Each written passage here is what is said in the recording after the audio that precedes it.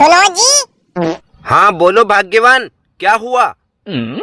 आपको पता है सुबह के 8:30 बज गए हैं और आप अभी तक कुंभकर्ण की तरह सो रहे हो। अरे भाग्यवान, तू तो जानती है ना, मैं रात को लेट सोया था, इसलिए थोड़ी देर और सोने दे। तो मैं क्या करूं? मैंने थोड़ी बोला था कि तुम रात भर अपने पियक्कड़ आवारा दोस्तों के साथ गली गली घूमते रहो। अरे क्या हुआ बहू, क्यों तू सुबह सुबह मेरे बेटे पर आग बबूला हो रही है? देखिए ना माँ जी, मैं कब से इनको उठाने की कोशिश कर रही हूँ, लेकिन ये उठने के बजाय और अपने मुंह पर रजाई ओढ़ के सो गए हैं। तो क्या हुआ? थोड़ी देर और सोने दे मेरे लाल को, उठ जाएगा बेचारा 10 बजे तक। हाँ शांति, मम्मी बिल्कुल सही बोल रही है। और वैसे भी अब तो फुर्सत के दिन चल रहे हैं, मुझे इतना जल्दी उठाकर हल जुतवाओगी क्या? नहीं, मैं क्यों तुमसे हल जुतवाऊंगी भला, लेकिन तुम भी एक बात कान खोल के सुन लो।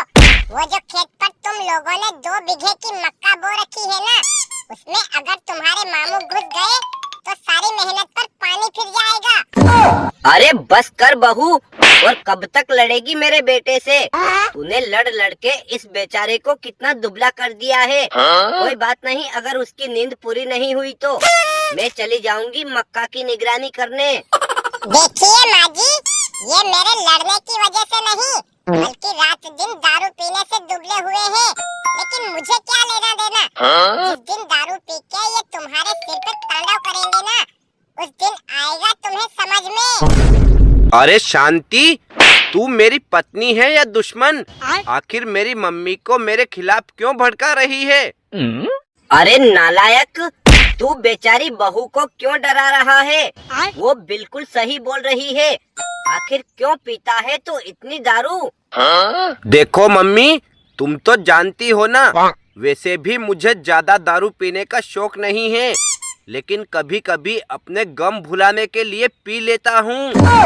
क्यों जी, आपको किस बात का गम है जो आप इतनी दारू पीते हो? क्या हम लोग आपको किसी दूसरे के यहाँ मजदूरी करने भेजते हैं? नहीं, ये बात तुम्हारे समझ में नहीं आएगी शांति, तुम अभी बच्ची हो।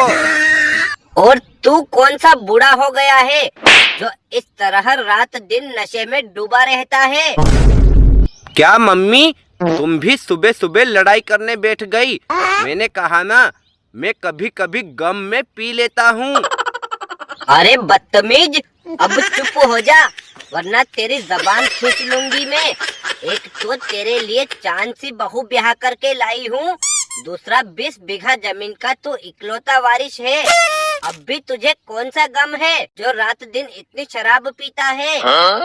अब रहने दो माँ जी, वरना ये इतने गुस्सेल हैं कि खाना खाए बिना ही घर से चले जाएंगे।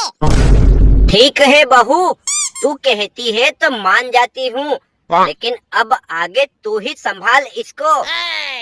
ठीक है मम्मी जी, आप निश्चिंत रहिए। आज से इनको सुधारने का जिम्मा मैं अपने सिर पे लेती हूँ।